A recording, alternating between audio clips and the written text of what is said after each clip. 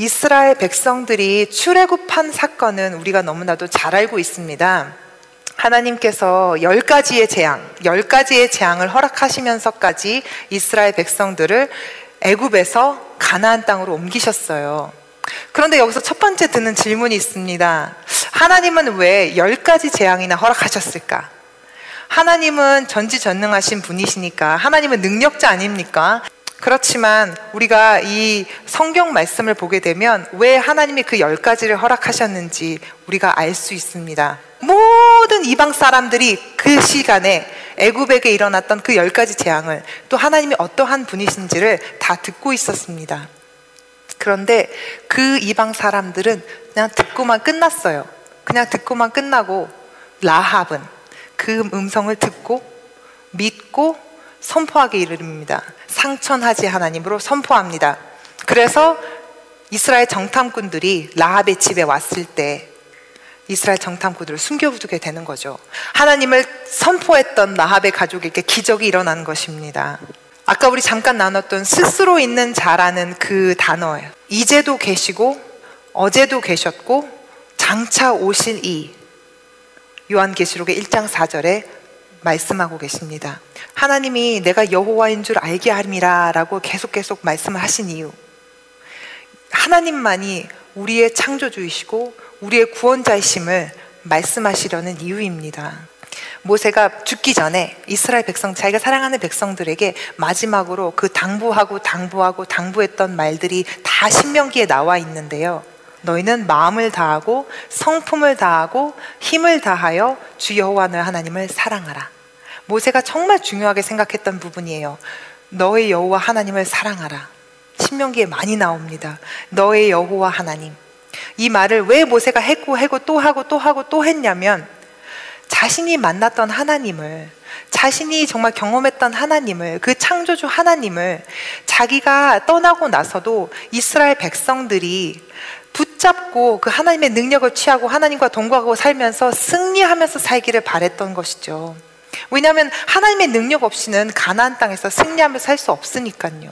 하나님 말씀하셨어요. 내가 그들 중에 거하려고 애굽 땅에선 인도하여 낸 줄을 알리라.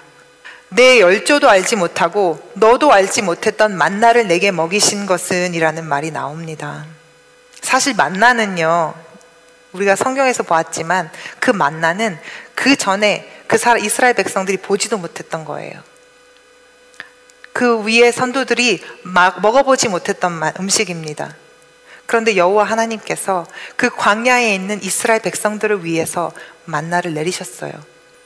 이런 기적을 행하신 이유는, 하나님은 아브라함의 하나님, 이삭의 하나님, 야곱의 하나님이시지만, 열조의 하나님이시지만 나는 너의 하나님이야.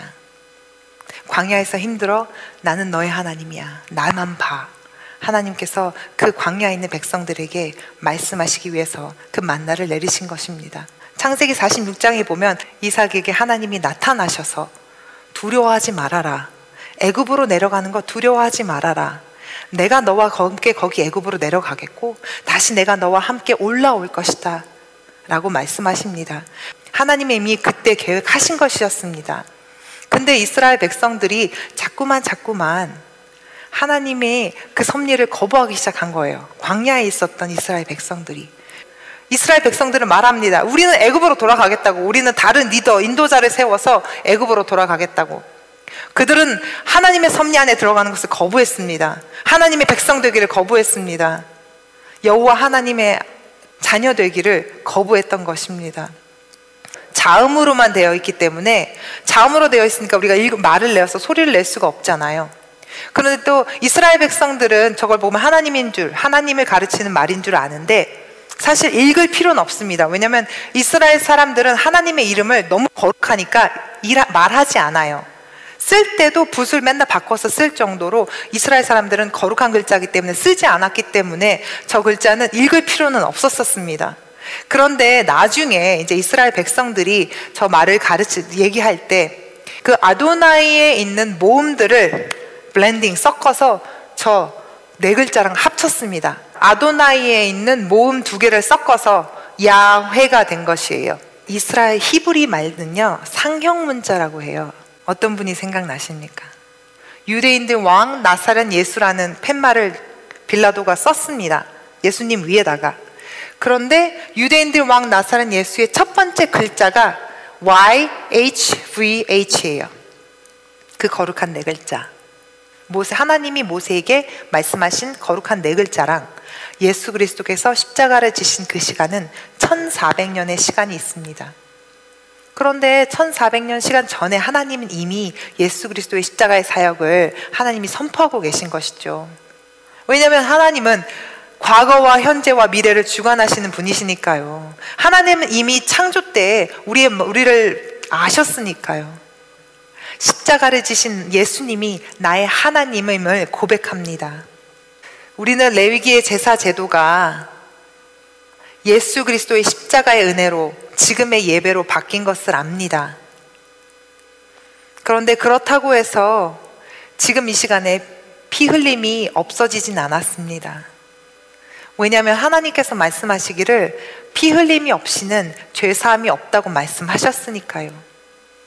그런데 불구하고 우리가 지금 여기서 피 흘림의 제사가 아니라 은혜의 예배의 제사로 드릴 수 있었던 이유는, 그 이유는 예수 그리스도께서 우리를 위하여서 십자가에 달리셨기 때문입니다. 우리를 위하여서 지금도 십자가에서 고통당하고 계시기 때문입니다.